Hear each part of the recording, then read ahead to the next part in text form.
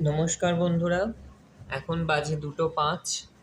তো আজকেই দুর্গাটা কমপ্লিট হলো। এর পুরো মাটির কাজ যেটা বাকি ছিল সেটা আজকে পুরোটাই কমপ্লিট হলো। এবার রঙের পালা।